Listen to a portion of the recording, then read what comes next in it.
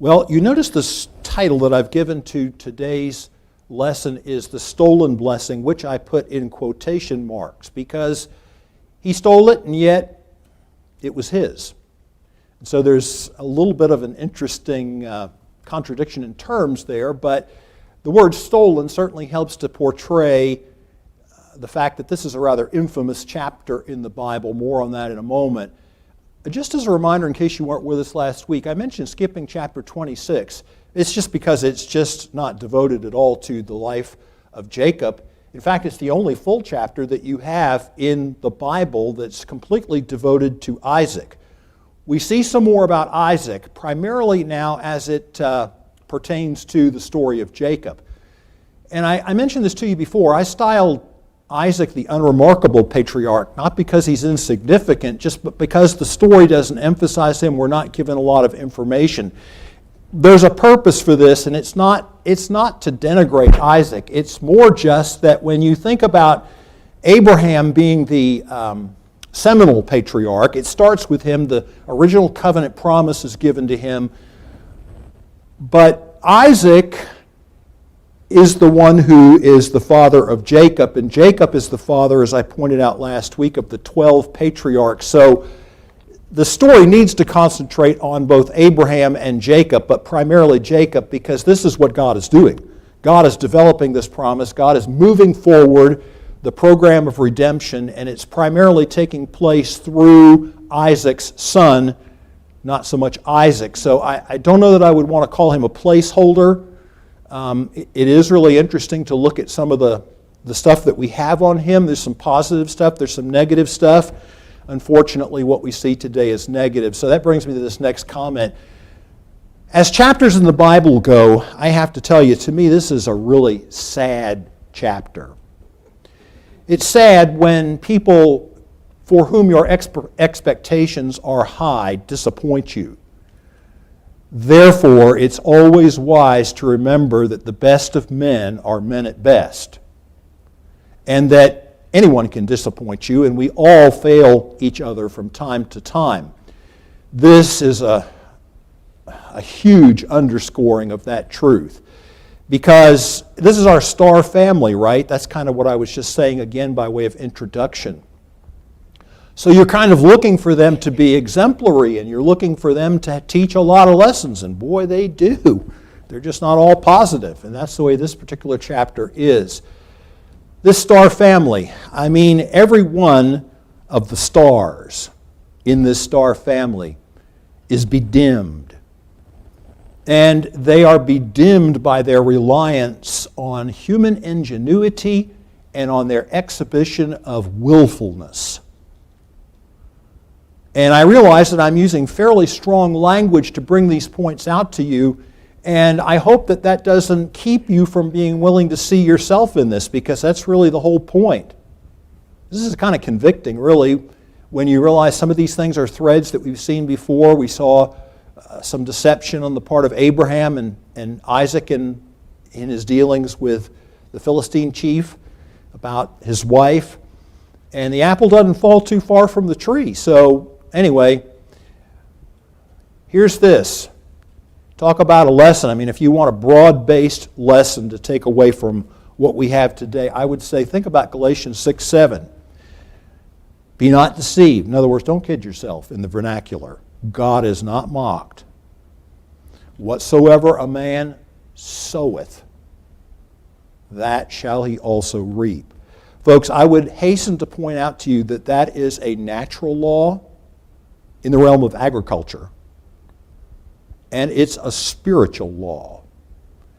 And the God who created those laws, you can't flaunt him. That's what that verse is saying. And I've mentioned this to you, I think, before. I realize that not everything maybe is endorsable, but I really like the quotation that is most widely attributed to Charles Stanley, who's the late Charles Stanley now, but he used to put it this way whenever he would be talking about this subject. He would say, you reap what you sow, more than you sow, later than you sow.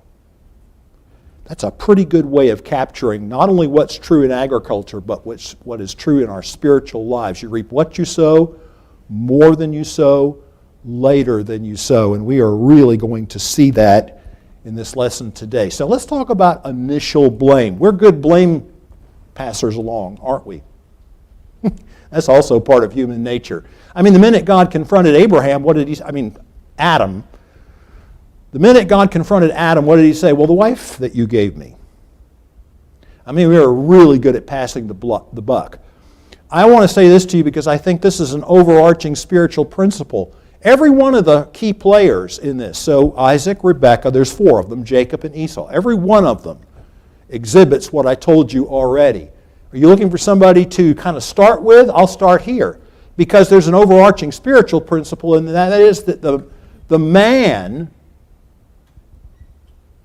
is the spiritual head of the home. That's his role. And so I think about it this way. I think about this a lot. You know, my wife and I are driving places, and if we come up to a stop sign or whatever, she's generally the passenger. She likes to help me by looking on the right. And there came a day when I realized, as helpful as that is, I don't have to crane my neck, and I don't have to see through that telephone pole or whatever else it is on my right that's blocking my vision. Ultimately, I'm responsible for the decision I make. So I usually try to look even if she doesn't know. And it has nothing to do with not trusting her. It has to do with ultimately I'm the person operating the car, and if something happens, it's going to hit on her side. That's one thing. Also, don't want to really deal with the patrolman about the matter. So, because it's going to be my responsibility. It's going to be my fault. Who's most to blame? Well, that's going to be Isaac, I think. Although, boy, the others are, they're vying for the lead. Well, here's some things to think about this to develop this idea. How do we get to this? Why would we say this about Isaac beyond just the fact that he's in this role and he's responsible to God as the head of his home? All right, here's a question. Does he know about the oath that was between his 2 sons about the birthright? I mean, the Bible doesn't tell us. But it's hard, although it certainly isn't impossible, as these stories tell us. It's kind of hard, when you're dwelling in tents, and they didn't just have one little pup tent, but if you've ever seen how that's set up, they're rather extensive. But it's kind of hard when you're living with people like that to hide something like this. And but back in chapter 25, verse 23 is what I'm referring to when God, so the oracle is what, in other words, there's the oath between the 2 brothers when he sold his birthright. That's actually down in verse 33. Jacob said, "Swear to me now." That's why I would call this an oath. In other words, this is more than just sort of a little bargain, although, your word should be your bond. He says, "Swear to me now." So he swore to him. He gave his word. He made an oath. Esau did. Whether or not Jacob knows about that, or Isaac knows about that or not, he does know about this oracle from God. That is my point. 2 nations are in your womb, and 2 peoples shall be within you. Within you shall be divided or incompatible. The one shall be stronger than the other. The older shall serve the younger. He knows this. He knows that God, by divine choice, has already appointed. And folks, think about how many times we have this example in the book of Genesis, and it had already happened in the case of Ishmael and Isaac, so he saw it even in his own family, where God reverses the order. God's not obligated to do things exactly how they make the most sense to us. God's not obligated to any man. And so when God makes this statement, there's 2 things going on here. There's an oath between the brothers, and there is an explicit, a clear statement from God about what His will is in this matter of the conveyance of the Abrahamic blessing and who is going to be the recipient of that and the person through whom God works. He knows this. But what's the problem? The problem is they had favoritism going on in that home. We saw that in chapter 25, verse 28. Isaac loved Esau because he ate of his game, but Rebekah loved Jacob. Bad family plan. But it was going on in that home. And so he is completely engaging in how he views things, even though he knows how God has said to view things. And so here's what I want to say about that. I mean, look, if I'm pointing a finger at Jacob, you got to understand where I'm coming from. I've got 3 pointed back to me. But his decision, I mean, there is just really no way to varnish over this. It's governed by human wisdom. Why do I say human wisdom and sense? Well, this is a really interesting thing. You might not have noticed this in the story before. You noticed it, but maybe didn't notice it to this extent. The 5 human senses, every single one of them is in play here. First of all, sight. It starts off by telling us in verse 4 that his eyes were, or in the beginning of the story, that his eyes were dim. That's verse number 1. So sight is at play. But then taste. You know, there are 6 times. It's not always in Isaac's mouth. But this phrase starts off with him, go and get me savory meat, such as I love, is how the King James renders it. It's just hard to get that out of your mind. Savory meat, such as I love. The ESV says delicious food. But I only gave you 2 references, but there are 6 times, sometimes out of his mouth, sometimes out of the mouth of Rebekah, that this is referred to. So he was known to like this meal. Have you ever asked people before, what's your favorite meal? And a lot of people will answer right away. It's kind of like if, I won't use this analogy because people ask me my favorite hymn, and I have trouble with that. I will always give you an answer, okay? I will always give you an answer. But there's so many I like that I won't say you can't make a mistake, but anyway, some people stumble when you ask them this question. And he was apparently not only known for his delight in this particular meal, but probably what's going on here is he considered himself a bit of a connoisseur. I won't say of fine wine because well, that's not quite the illustration we need in here this morning. But you know, there are folks who kind of consider themselves pretty good with their tastes. Maybe that's why 5 times that particular one is mentioned. Touch, of course, is mentioned because, first of all, Jacob brings it up. He says, this is not a good idea. He's hairy, I'm smooth. It's not going to be too hard to get this one figured out. And so we won't say anything more about that. Hearing is mentioned because when in verse 22, if you look at what he says there, he says the voice is the voice of Jacob. You feel like Esau, but the voice is the voice of Jacob. So hearing is in play, but also smell. And this is really some indication of just how smart and just how cunning Rebekah was. We don't often think about that. We think of Jacob. We keep thinking of Jacob. I mean, he learned from the best. Because when you read in the story, this is a little added detail. Verse 15, Rebekah took the best garments of Esau, her older son, which were with her in the house, and put them on Jacob, her younger son. She not only knew her husband, she knew her sons. And this is an extra touch. She not only, has the thought for how to figure out about the smooth of his neck and the backs of his hands, but she ups the ante a little bit. We'll just make him smell like Esau too, not too hard to do. And that really appeals to Isaac. I mean, it's part of what helps to convince him. So, we'll back up because that's all we're going to do with him. But let's talk about Esau for a moment because the clock is always moving. Any blame for Esau? Well, yeah. I mean, if you give your word and then you're willing to go back on it. I mean, he also sees the opportunity to capitalize on the weakness of his father, which undoubtedly he's aware of. Undoubtedly, he knows he's his father's favorite.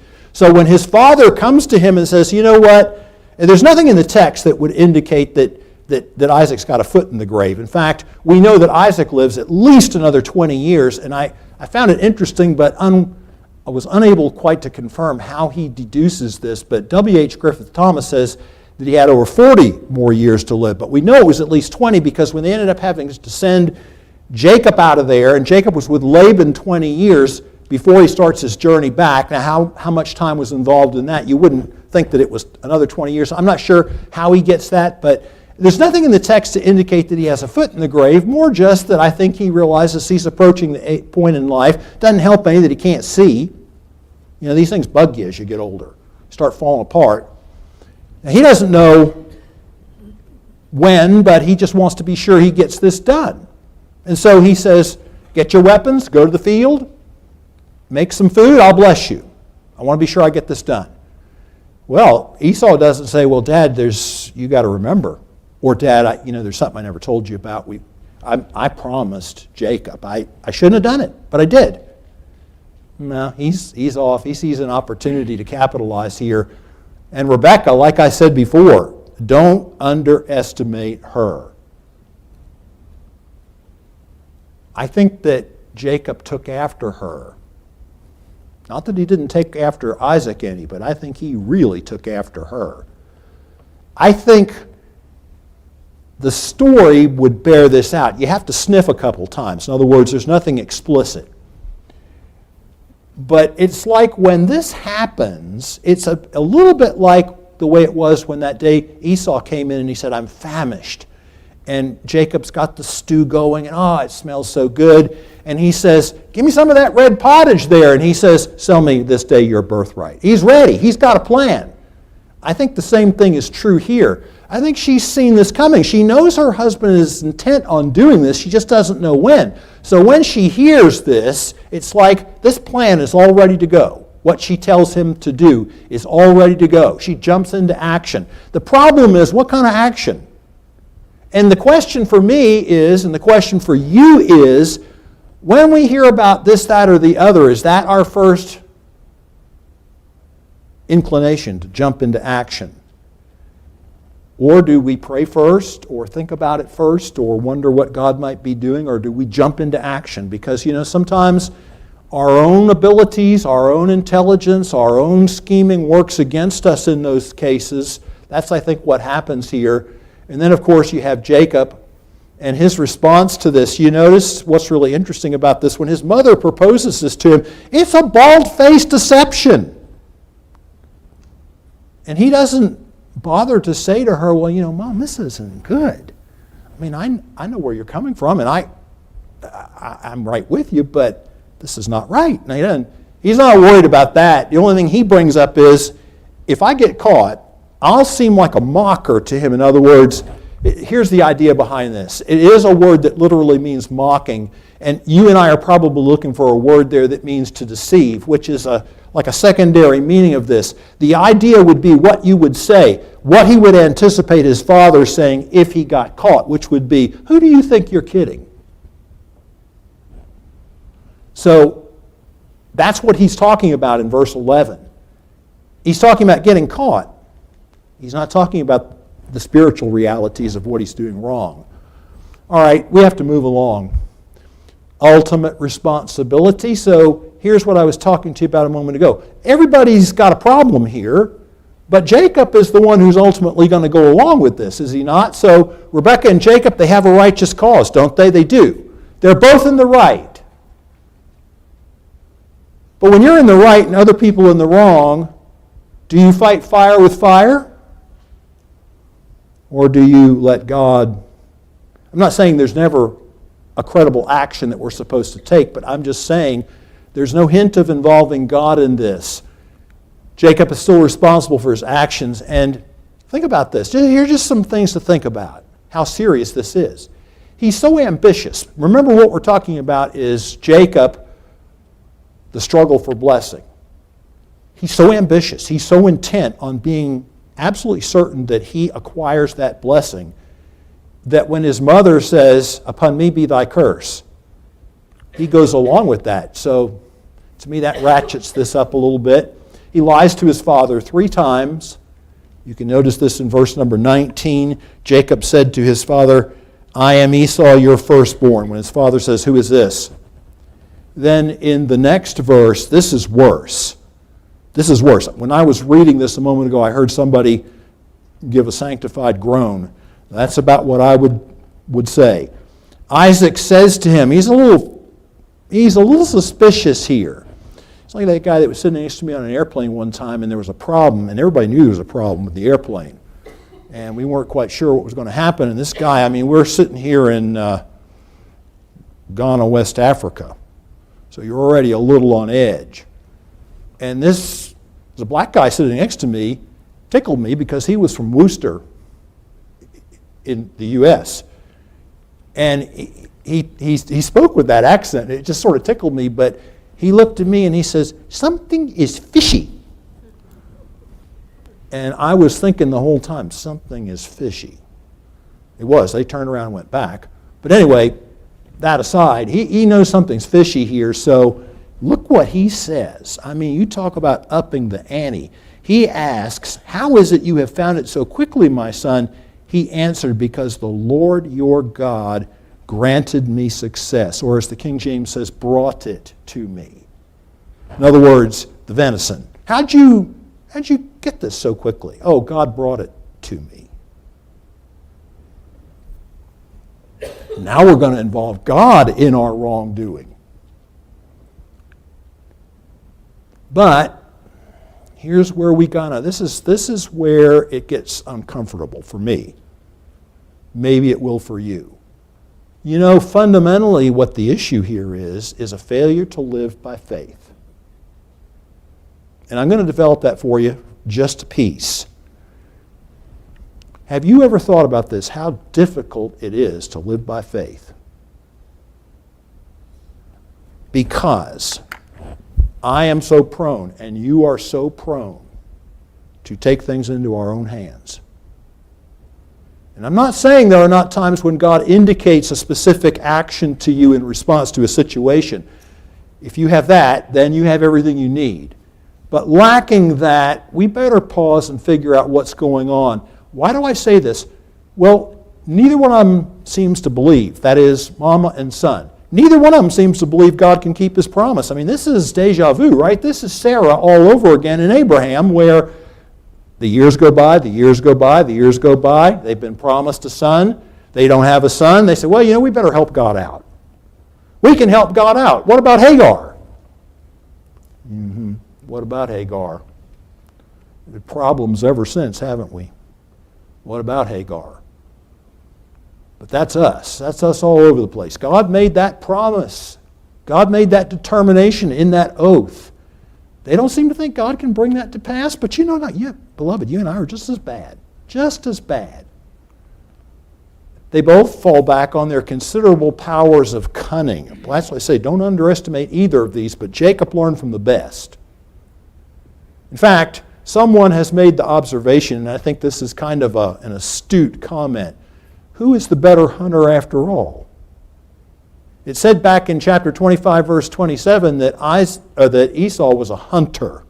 He was the hunter. In a lot of ways, Jacob is also a hunter. In a little different realm, in a little different way, he's hunting for that blessing. He's ready when his brother comes in famished, tired. He's hunting. Takes advantage of the unwary prey.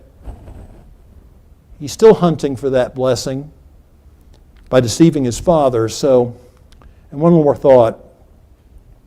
Ironically, and this is why I called your attention to the quotation marks in the title, what they plot to steal was what God already gave to Jacob by divine appointment. How much do we really need to help God out? Quotation is often used and sometimes in a more of a financial context, but I think it fits at this point.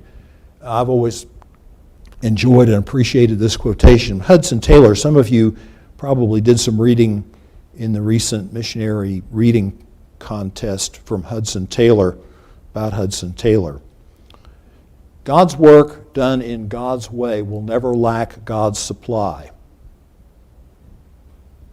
But folks, when we don't do God's work in God's way, we get into big-time problems. But God is very capable of supplying.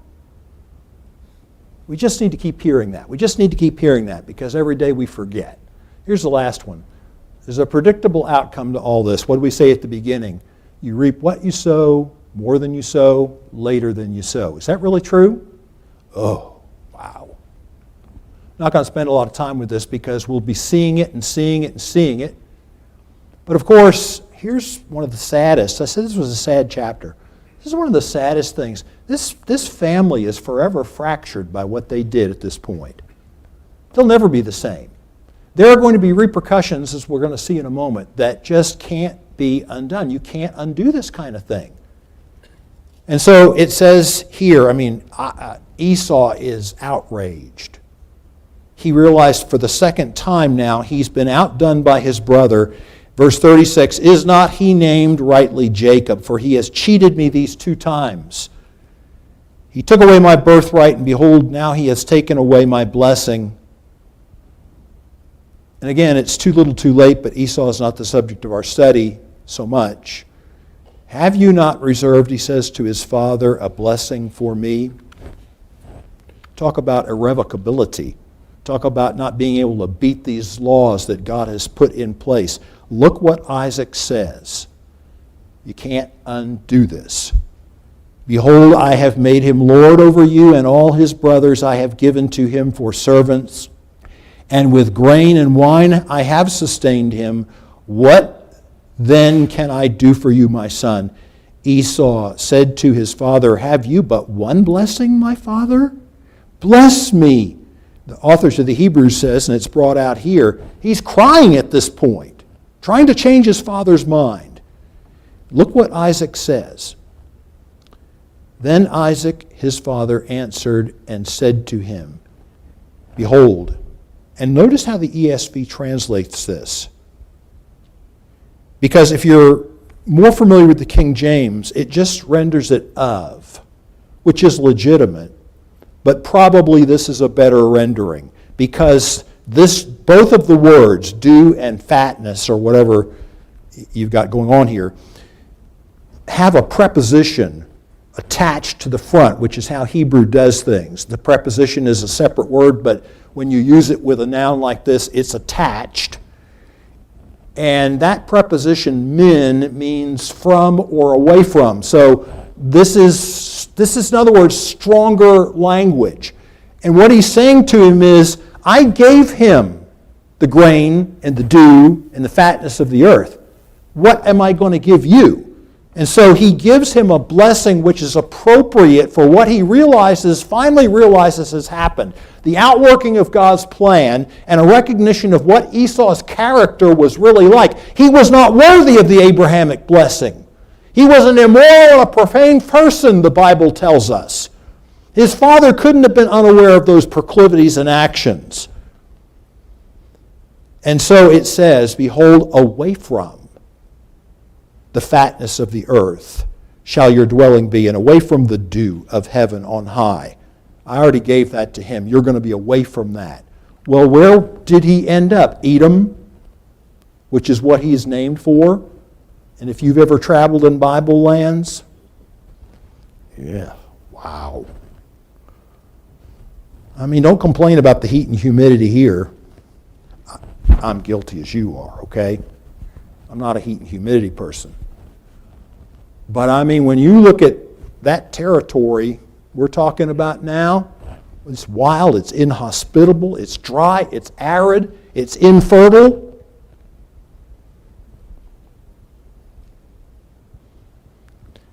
And if you read the next part of this, by your sword you shall live, and you shall serve your brother, but when you grow restless, you shall break his yoke from your neck. Well, there are 2 things going on here, and I think one of the most astute comments that I've ever read on this verse is given by Derek Kidner in his commentary on Genesis, where he says, his father, who finally realizes what's going on and conforms to it, gives to him a blessing which is totally suitable for his character. He is free to go and to live a lifestyle that is both unblessed and undisciplined. And that's the type of person Esau was. But he wasn't real happy about this, as you gather. So Rebekah swings into action again. I mean, she's never too far away from a plan.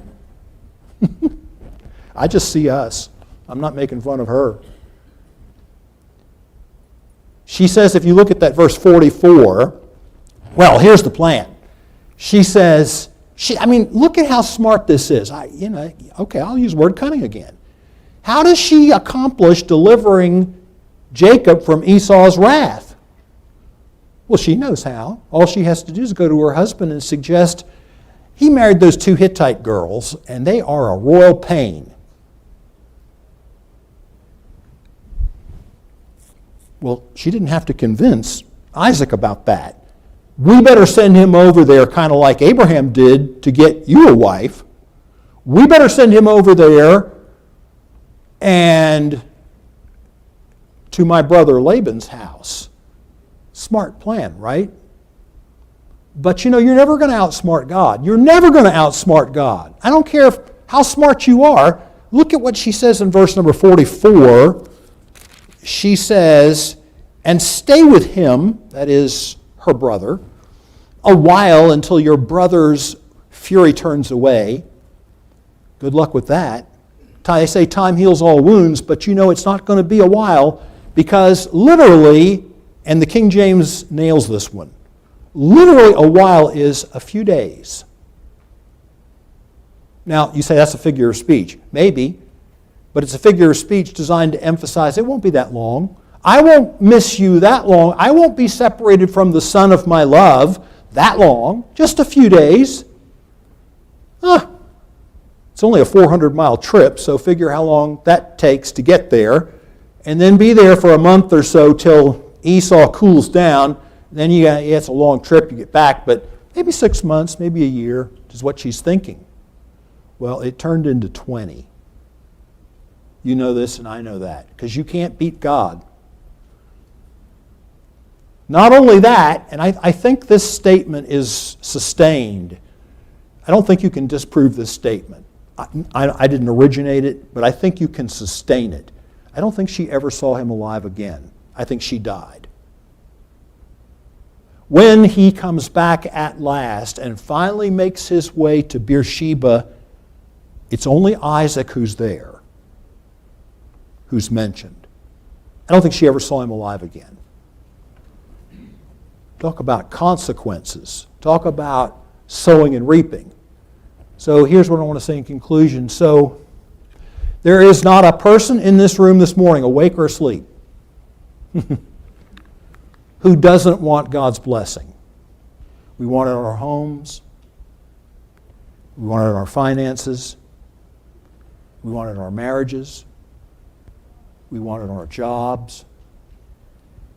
And if you're in ministry, you really want it on your ministry. Jacob is all about securing God's blessing, but how? I have to ask myself, how? I have to ask myself. I already know what Jacob was doing. How? If we don't embrace doing it God's way and according to His will, problems. Look at verse 33. I was alluding to this, but I do want to call your attention to it as we close. As I say, Isaac realized the jig was up. Then Isaac trembled very violently. So we didn't read these verses. I apologize. And said, who was it then that hunted game and brought it to me, and I ate it all before you came, and I have blessed him? And before he gives Esau a chance to answer, look what he says. Yes, and he shall be blessed. Can't beat God. You can't outsmart God. You have to give Isaac credit for this. He's been wrong, but he understands this at this point, and that is his statement in which he expresses, I submit, I surrender. Better to get there sooner is all I can say, before this kind of problem is unleashed in your family or in your ministry or in your job. Otherwise, to come back to another biblical allusion, we'll be like them in that we sow the wind and reap the whirlwind. You know, that's Hosea 8:7. For they sowed the wind and they reaped the whirlwind. What is this that we said at the beginning? You reap what you sow, more than you sow, later than you sow. The wind and the whirlwind is more. Folks, we got to be really careful how we set these consequences in motion, because here's the point. You can choose your sin. You've heard this before. You can choose your sin, but you cannot choose the consequences. Some of them are predictable, and some of them are totally unforeseen, as they were in the case of this particular family. One more item of housekeeping before we pray. Else we shall as they SOW. If you have your outline, not SO.